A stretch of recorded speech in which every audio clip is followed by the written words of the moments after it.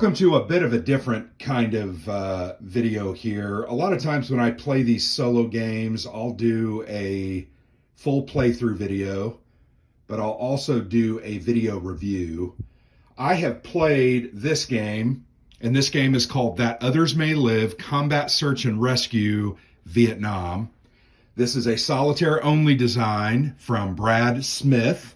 And you might recognize that name. He did the NATO Air Commander from, I want to say 3 or 4 years ago, from Hollandspiele as well, that dealt with Cold War Gone Hot 1985 air command and operations. So this is a bit of a different game. This goes back to the Vietnam War in the late 1960s and into the early 70s. And the game is very unique because, and I'm going to go ahead and I'm going to show you the cover here. Really like the simple look and feel of the cover. Shows some of the different types of aircraft here that were used. On the back of the box, you kind of get a little feel for the game and the setting. The game is fairly simple, but this video I'm going to try to do kind of a first impressions because I've now played this. I think this is my 4th time. Actually, I would say it's my 3rd full time. I have played it, I think the very first time I literally just moved counters around. So I played it 3 times. I've won 1 time. 1 time I got totally blown out of the water. And I think the other time I messed a lot of things up. That was kind of my first game. I think I was on my path to victory, but ultimately didn't win. So I wanted to show kind of my first impressions. I've thought about doing a playthrough, and I might still do that. But what I'm going to combine with this is a little bit of resolution of some of the elements and show you what happens here as we go along. I want to do this because I'm not 100% comfortable with everything. I have watched a couple of the videos from Brad, the designer. Also read the rule book several times and played it, as I said. Sometimes the rules I don't believe are as clear as Brad wanted them to be. And what I mean by that is I think there's enough ambiguity sometimes that it makes it a little bit of not a guessing game. I don't want to use that word, but it makes it a little bit where you're trying to figure things out and you kind of just have to do what you believe is the best. So very quickly, a look at the components themselves. You can see this is a map, a very interesting map. This is the rescue area. You can see it's kind of circled by these big black thick lines. This is obviously the jungle of South Vietnam somewhere, maybe North Vietnam as well. Looks like a target. You can see the center here with several fields of fire around it. But what these are sectors or zones. You have the center zone, which is a representation of where you believe the downed airman is holed up, the survivor. You then have to take your aircraft over here in the orbit box, and you have to make your way into the center, going through these different outer zones, the north, south, east, or west. And then make it into the center, attempt a rescue, all while taking fire from anti-aircraft guns, artillery, etc. As you continue to try to save the player. These are the different enemy guns. You're going to have barrage markers that are really uber difficult. But here's a look at some of those. You have a couple of different types of anti-aircraft guns. I want to say these are SK, SHs, or SHSKs, and just different type. They have combat values or attack values, but they also have a range element. They'll have, for instance, this one is a 2-1. It has a 2 combat strength in the zone that it's in, but it also has the ability to fire into adjacent sectors, and it will add the 1 onto it. There's also one that will add 2 into an adjacent sector, a little more effective. So you're trying to avoid these guns, find these guns, destroy these guns, survive, pick up the survivor, and then get the hell out of there and get back to the orbit box. That's the ultimate goal of the game. It is a scenario-based game. So there are multiple scenarios. Here is 7.0, the different scenarios. I just played Caged Tiger and I won, which was pretty cool. This is not an historical scenario. It's just made up, although it has some very cool narrative elements. I thought Brad did a great job of trying to describe the situation that is typical of these survivors. But also then you have some historical scenarios. Cauldron of Fire, I think there's 5 or 6 of these. Air Force Cross, and then you can do a mini campaign, which I have yet to do. But you can see there, it looks like there's 4 historical scenarios, a basic scenario, Caged Tiger, that's 5, and then you can do a campaign where you run through multiples of the scenarios. So it is scenario based, and that's cool because you can play a different game every single time if you so choose. The really cool part about this is you will see these 3 different decks of cards. You have the event deck. This is going to happen every single turn. You're going to draw one of these, and something bad, something good is going to happen. You have this resolution deck, and this game does not use dice. So you'll notice I don't have a dice tower set up, nor dice set off to the side.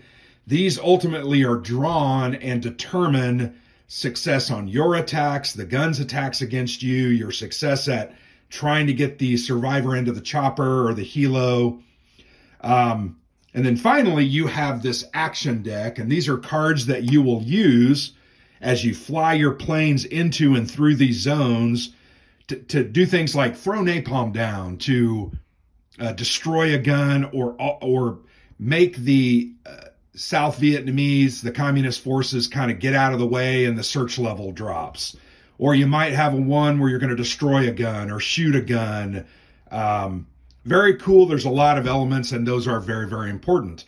These are also multi-use because they don't only determine the actions that you can take during the aircraft movement and combat phase, they also can be used during the enemy gun fire resolution phase. So you got to almost always hold 1 or 2, maybe 3 of those cards back, because you can discard those cards to eliminate hits to your aircraft. And that's very very, very important. So it uses those 3 very cool decks. You'll notice there's a turn track on the right.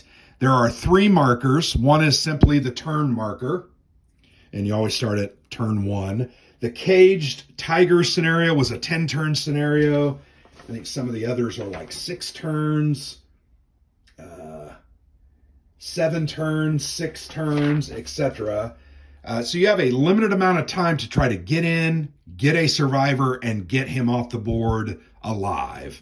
You also have these other 2 markers, which measure different elements in the game as things go along. You have the search marker.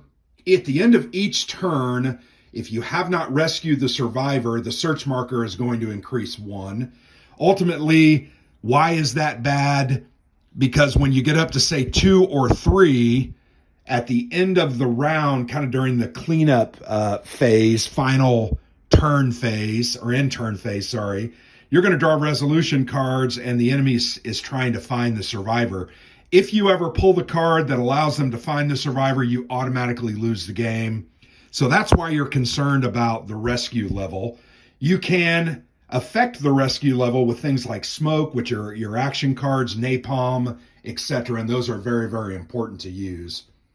The other marker that's important is an abort marker, and that's going to be a measure of how well you are doing in the scenario. When you lose planes or they're shot down, this abort marker is going to continue to rise. I think there's an event that makes it rise 1, but at the end of the end phase, the end turn phase, you're also going to draw cards from this same resolution deck, and there's going to be cards or you're looking for symbols that will lead to an abort and cause the mission to be canceled. Air command here is not going to allow planes to continue to get shot down. If you get 1 or 2 shot down, your chances of having that aborted are greater, and then they will leave and you'll fail the mission. So those are the markers there on the turn track. You'll also notice off to the right, and actually you can't, I'm going to move this over just so you can see this. There are several draw cups, and what I would say is you're only going to put enemy guns in a draw cup, because these don't matter. When you draw them out, it doesn't matter, because this is their fresh side, this is their suppressed side. So you're going to pull that out and draw it. Now, conversely, some of these others, these enemy counters, these are hidden enemy counters, these are enemy counters. They are dual-sided. One side is blank, whereas the other side has a number 0 to, I think, 1 plus are the highest. You're going to draw these, and they need to remain hidden as you place them out. So you're not going to be able to put those into a draw cup. I cannot do that. So I put them out to the side. These are also zone markers. You'll see the Z there. These are just different conditions in the different zones that are going to come up randomly as you set them up. I'll show you. Here's an example of one. This says no troll for fire in this area. So when you enter that area, you cannot play the troll for fire card and draw fire so you can smoke out how many guns are there. So that one can be seen, but you have to draw from this area. This one's kind of cool. This is a coordinated fire action. You can see 2 different guns kind of crossing fire. That's going to add a firepower to their attack in that zone. So that's an important one. This is going to reduce your abort chances. What's this one? Oh, when you do bombing of guns, you're going to do -1 pulls for that resolution, and those really suck. That represents those being emplaced or well hidden with camouflage netting or protection. So those are the different markers that you're going to draw in the game. The other really cool part about the game is they come with, I don't know if these are historical pilots, but sometimes in the game it'll say you can play with one historical pilot or 2, etc. And you're going to assign these. They actually have different call signs, and they're different types. These are either the FACs or the Sandies, and then these are your helos. And you're going to place this card out on the board, and then you have a matching counter. Here, let me pull one of the counters over here. This says Magnum, so I pulled the right one. So you're going to place Magnum with its aircraft marker, so you remember, because you get a special ability when Magnum is in use. So here it says, if this pilot is in the same zone as a barrage, that's one of the enemy markers that you're going to draw out of that green cup.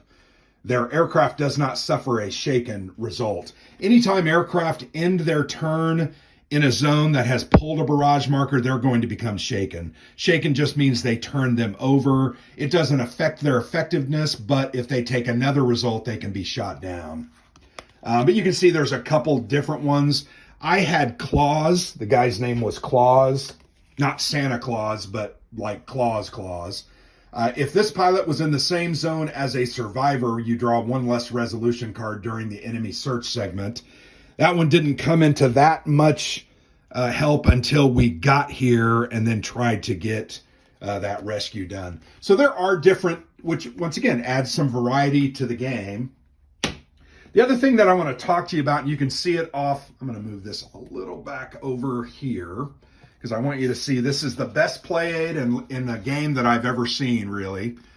Why is it the best? Well, it has a perfectly aligned and laid out sequence of play. You have this great little phase marker, and you're literally going to move it, do the phase, move it, do the phase, move it, do the phase, etc.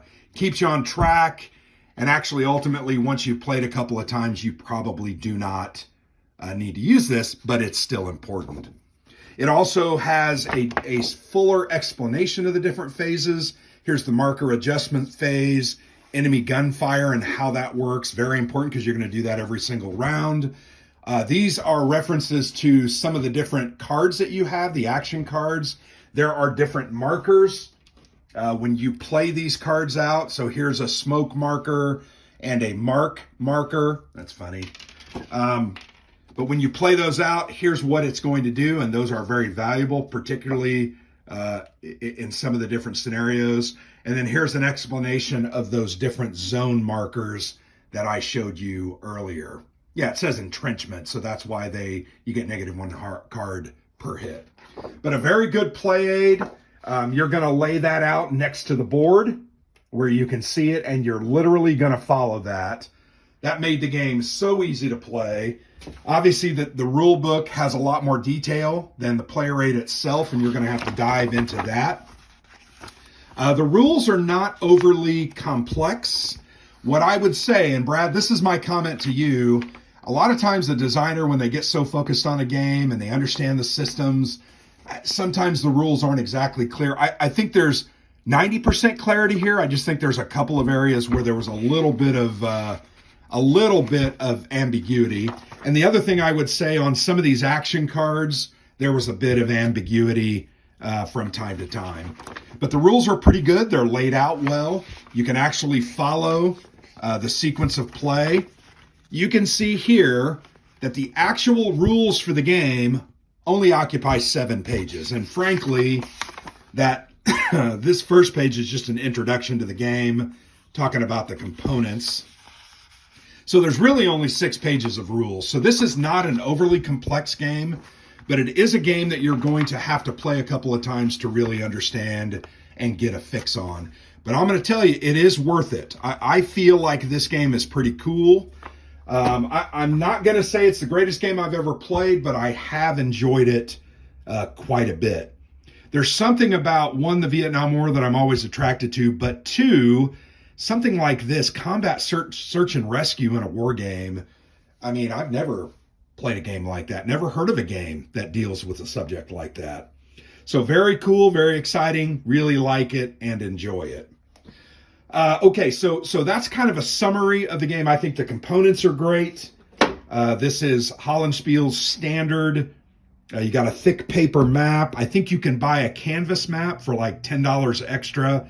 This is going to run you about a $55 to $60 game. You add $10 to that for the canvas. This is a print-on-demand model. You're going to order this.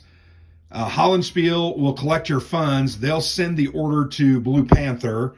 Blue Panther will then do the print job, and you'll have it within 7 to 10 days. More often than not, when I've ordered from them, I've gotten them as quick as 4 days, and sometimes it does take the 8 to 10 days. But that's fine. That's the model.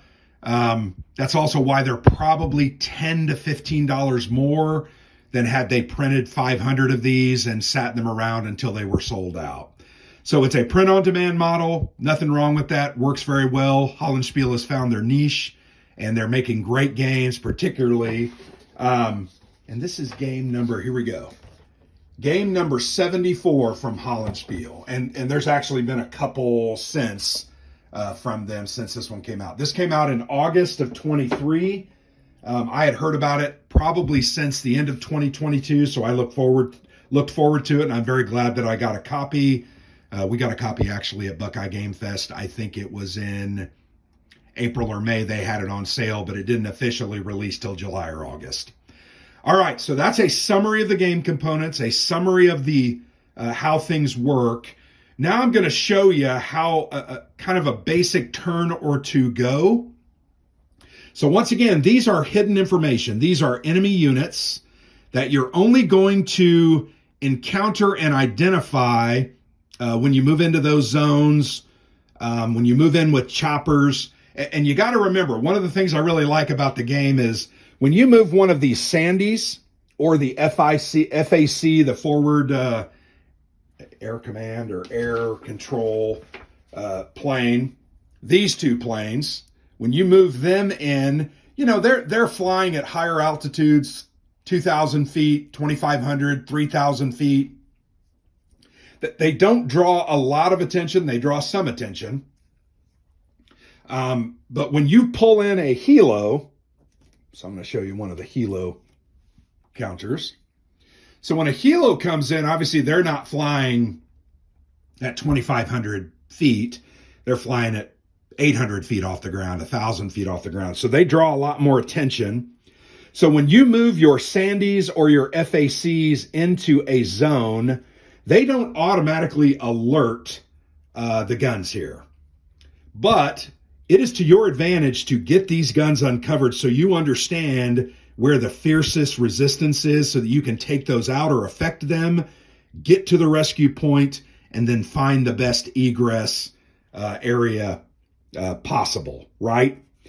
So that was just a summary. So what you are going to do each turn, and here in this game, we have 7 aircraft, 2 of which are helos, and then you have 4 kind of off-board fast movers. So these are jets that are going to drop in, drop smoke, drop napalm, and get out. So they don't really necessarily go on the map that often. They can, but you don't necessarily use them that often like that. In some of the scenarios you do. All right, so for this first operation, I'm just going to try to smoke out. I'm going to try to smoke out 2 of these areas. So I'm going to move a couple of Sandies into the east, and I'm also going to move a Sandy and an FAC into the north. Wait, hold on. We're not following the card phase. I'm just going to go ahead. We're going to draw our action cards. You always draw 5 action cards. In fact, you started the game here. You got to choose the 5 action cards that you wanted. But I'm going to go ahead and just do it this way. You can always reserve up to 3 of these cards, but those cards are always going to affect the amount of, or the number of cards that you draw later on. So you really need to make sure that you choose something good that you are reserving. So for instance, this Ordnance CBU, cluster munitions, is very important. It's going to basically destroy a gun, or it's going to move the search marker down to 0. So I want to hold on to that one. So I'm going to put that into my reserve. So that means I have 4 cards that I can play, and we're going to use those during the combat phase of the game. So here we did a reserve cards action, and then we're going to resolve command cards. Now, command cards are blue. We don't have command cards in this first hand, so we're not going to do that. So I'm going to lay those cards down there. The other cool thing about these cards, and you have to pay attention to, is they have an aircraft type requirement for this to be used. So this card has a silhouette of a Sandy.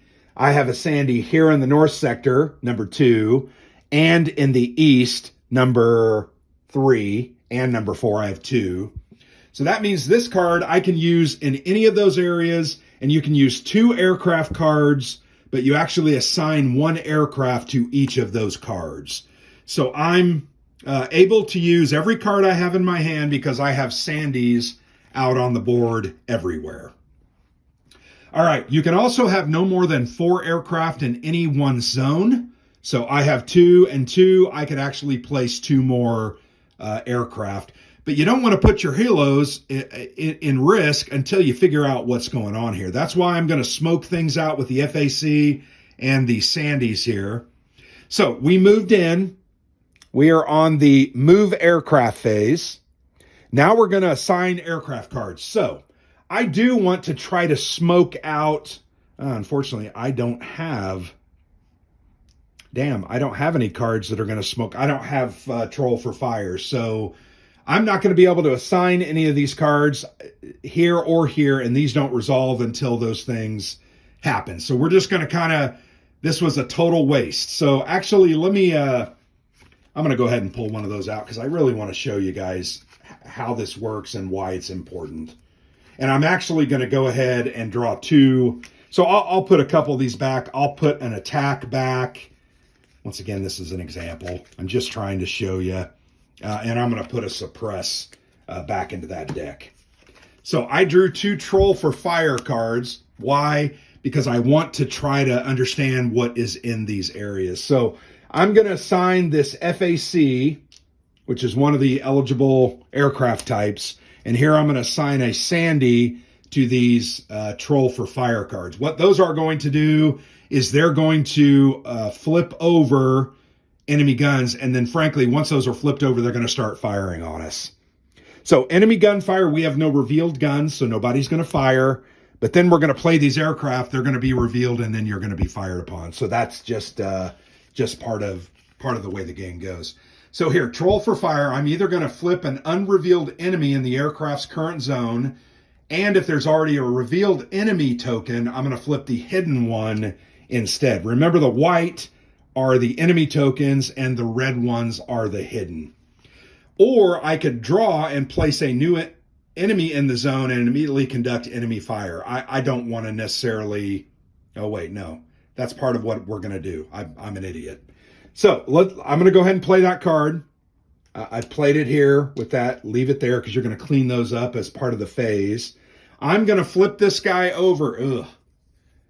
2 guns. So he's going to bring 2 guns into this sector. So we're going to get that draw cup. I'm going to reach in there. I'm going to draw 2 guns. So we drew a 2 firepower gun right in that area. We're going to, that's not great. And that gun has some range. And then we drew one of the other artillery, the SKSH or SHSK. So ultimately we now have 3 power plus a coordinated fire of +1 for a total of 4 power in this zone. This number, this gun here, actually, if there's no targets in its area, there is a priority and it can shoot into adjacent areas, but only at half strength or a 1. So we're also going to do a troll for fire over here. I'm going to leave that there. I don't know why I keep moving that.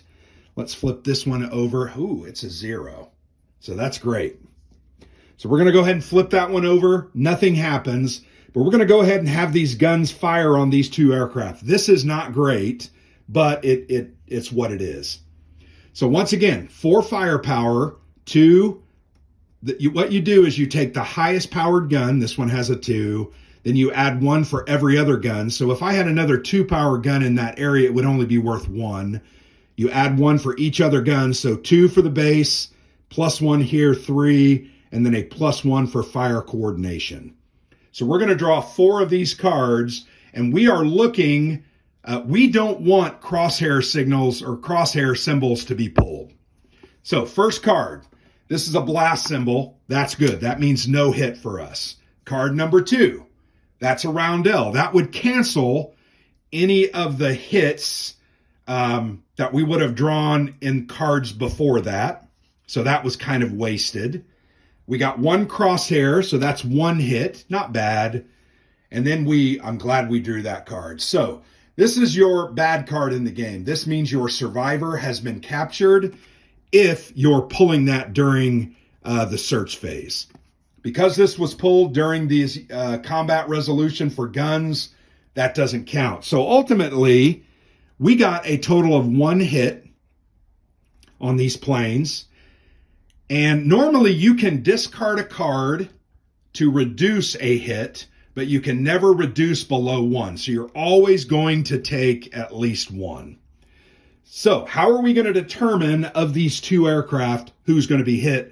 Well, we're going to draw a card. It's diceless resolution. So we pull the card and we look here. This is Sandy number 3, and we do not have Sandy number 3 in there, so we're going to put that. And that's a roundel. That's bad for us because we really want those for other things. So we pull the next card. Sandy number 1 is not in the pile. So we keep drawing. All right, FAC number 7 is this card. So he's going to be hit. He's FAC number 7. He's going to be flipped over to his shaken side. That means if he gets hit again, he is going to be dead. So I've got to figure out, do I risk it or do I want to move him back to allow him to cool down and recover from that? So that was the gunfire segment once we revealed those. So we're going to take these cards. You really need to sleeve these cards, by the way, because they're going to wear out very, very quickly. All right, so that was the enemy gunfire and the play aircraft cards. That's why we did these cards that revealed them. We are not in a position to do a rescue. We are going to go to the end turn phase. Bomb damage, we did not attack any of their guns. Enemy search is at a 0. There is no search at this point. Abort check, our abort is at a 0, no abort check. We're going to do deck cleanup and then marker adjustment. So we're going to discard these 2 action cards. You don't carry action cards over. And then we're going to take these action cards that were played and put those into the discard. Well, I did because we identified him. So I'm going to put that in the discard. We still have our 1 reserved. So that's an example of 1 turn. So let's go ahead. We are going to move the turn marker ahead.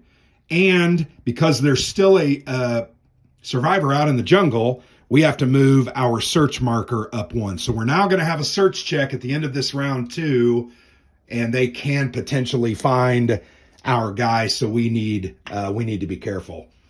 So we do not want to be coming through this area to access the center zone. 3 guns, that's a lot, plus a coordinating firepower marker. That's going to be tough. This one has 0 guns so far, although the hidden enemy, we can get another troll for fire, we might figure out what's there. It could be a 0 or a 1 or a 2. So now we got to figure out where we're going to go. Let's go to the event phase. So we go ahead and just pull off the top card of the event. This is high winds. Remove all smoke and CS gas markers from the map for the rest of the game. You may not play ordnance, gas, and smoke cards. So we're not going to be able to play smoke or gas. Not the end of the world, but those do help. They help keep the survivor safe. We're going to draw action cards. We have 1 reserve, so we're only going to draw 4. 1, 2, 3, and 4. And we're going to look at those, play any command cards, or we're going to decide to reserve anything. I'm not going to reserve anything. And then command cards. The bad thing about command cards is you don't get to hold those in your hand. So now I'm only down to 2 cards, which kind of sucks. But that's fine. It's just part of what it is. So we can draw 3 resolution cards. If a roundel is drawn, move 1 fast mover from the fast mover pool and put it into the orbit box. We will probably do that. Oh, this is kind of cool. Draw 2 resolution cards. We're going to do move survivor. If a roundel is drawn, which probably won't. Remember, we drew 2 or 3 roundels in that previous draw, but we're going to try that one. We're going to draw 2 resolution cards. If we get a roundel, we're going to move 1 healthy survivor to any adjacent zone. That's going to help us pick that dude up. Although at this point, this one may not be bad, but we don't know what's under that red. So those cards we played. We also got a mark target, which just helps hits are doubled, so you're going to pull more cards. And then we can't play gas, but we can discard this to get rid of a hit. So we're going to do move aircraft. So I am going to move this FAC back. I'm going to move him there. I'm going to move a chopper. I'm not going to move. I'm going to move the chopper here. This seems a little safer. I'm going to move that second chopper. And then I'm going to move this Sandy, although I'm not going to move the Sandy because we don't have a card that allows us to troll fire. But I want to move those in there because we can potentially get into here and better understand what's going on in that middle or center area. So we moved, assign aircraft cards. Once again, not going to assign any. Place 1 cluster musician. Remove an enemy gun. That might not be bad. I think we're going to use this. Because that search mark, well, I'm going to wait 1 turn because then we can get the search marker down. I'm just going to wait. I'm going to wait. So we're not going to play any cards. Enemy gunfire. So these guys are going to, so these are the only ones revealed. They're going to fire on us. This is the only one that can fire into adjacent. Their priority is to attack aircraft in their zone first. Next, adjacent, if they can attack adjacent. This guy can. Remember, he has a 1 range, but his power is going to be halved. So he can fire over here or here. But they're going to fire then to the area that has the most aircraft. So we're going to actually have this guy fire here. There's no bonuses there, so he's going to attack 1. So let's go ahead and pull a resolution card. He drew 2 hits. So 2 hits in this area. I'm going to discard our gas to reduce that down to only 1 hit. Remember, you always have to take a hit. going to put that in our resolution discard pile. And now we're going to decide who gets hit in that area. We pulled number 4, so this guy gets shaken. Now, remember last turn I moved that shaken FAC to the orbit box. Think of this as just the air base or a safe area where they can cool down. Next turn at the end of this round, he's going to flip over and he'll be unshaken. So we dealt with that. Not too bad so far. We already moved all our aircraft. I probably should have moved 1 or 2 of those, but we're good. We are good. Play aircraft cards. We don't have any. We can't do a rescue. We don't have a chopper in the middle. In turn, we didn't attack any guns. Enemy search. Enemy search is at a 1. So we're going to go ahead and pull 1 search card. And if you remember Claus, which Claus is number 2. This was Claus. I should have put that pilot with him. If this pilot is in the same zone as the survivor, draw 1 less resolution card during the enemy search segment. Now, that's one of the ambiguities. I'm assuming it means always at least draw 1 card. So that's what we're going to do. We're going to draw 1 card because the search level is at a 0 and we drew the reshuffle. So now at this point, we're going to go ahead and reshuffle the deck, which is good and bad in some ways. You know, I had a lot of roundels there. I need roundels to end up ultimately saving the down survivor. But now all those bad cards got mixed back in, and we can be hit with them again. Abort, we have 0 abort conditions. Deck cleanup, we've already kind of done that. And then marker adjustment, we don't have any. We do have a marker. We're going to flip that FAC over to its fresh side. So then we're going to move to turn 3. Search level goes to 2, which is starting to be concerning, but that's why we had the CBU ordinance. We're going to drop that there and reduce that down to a 0. All right, start of the next phase. We're going to discard this card. We're going to draw 4 cards because we have 1 in reserve. Dang it. All right, let's see what we got. We drew, crap. We literally drew a hand of command cards, which sucks. Okay, let me look at these. These are all just fast movers. Did I actually do that card last time? I don't remember. That would have been a really good one if we somehow could have got that guy to move, but we didn't. You know what? I don't think we did that card, did I? Remember I pulled that command card last time and I said that I was going to move Survivor? Did we do that or did I not do it? I don't remember. I'm not going to do it. But that you would have drawn resolutions looking for a roundel and he would have moved. All right. Got my cards, which is really bad. I only have 1 card in my hand. Not going to reserve anything. Resolve command cards already did. Move aircraft. I'm going to leave my claws here. You know what? When choppers move into an area, you get to remove an enemy or reveal an enemy. All right, I should have done that. I messed up. So we're going to pull 1 gun, which isn't bad. Okay, and it's just an SKSH, which that's fine. We're good with that. So this is definitely our area of egress once we end up getting to that point. I'm going to move both choppers in, and I'm going to move this, and I'm going to move him back to the box, and then I'm going to move a couple here. All right, so that's our move aircraft. So we are now in a position, although we move this turn, next turn after this one's over, we can attempt a rescue because we're in the open, and once you attempt a rescue, you can uncover everybody. It's like kicking an anthill. Aircraft cards, enemy gunfire. We got to do that. We didn't do that. So let's just start here. We've got a 1. He's going to fire here. We're going to draw 1 resolution card. He doesn't hit. So excellent. Here we've got, they're going to shoot adjacent. They'll shoot into the center. 1 + 1 is a 2. That firepower coordination goes away. They're going to draw 2 cards in the center. And remember, we only have the 1 card. Well, we should have played this card. I'm sorry, guys. All right, I'm going to play that ordnance because I do want to drop this search back down to 0 here in just a moment. So we're going to pull 2 resolution. Okay, that's a nothing. And the second resolution is a blast, which is a nothing. So that's good. Then we can play our aircraft cards. We're going to drop a CBU into the midst. That's going to drop the search marker to a 0.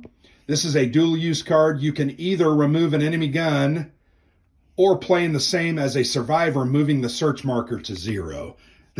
We did that. So that was a good thing. I'll take that off. Excellent job, guys. We survived, didn't take any damage, don't have any aircraft cards. We are not attempting a rescue till next turn.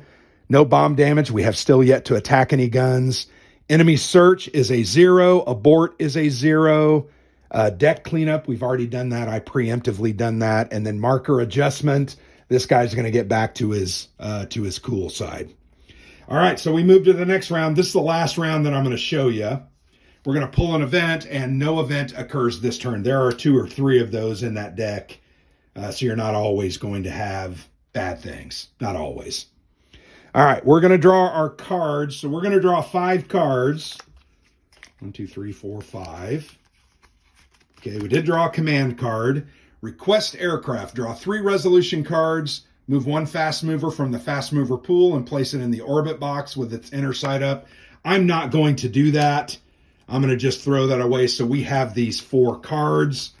I'm not going to reserve. I can't play the smoke, but we can do attack, and I probably ultimately will do that.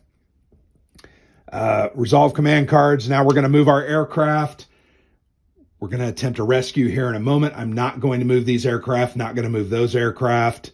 We are going to assign aircraft cards.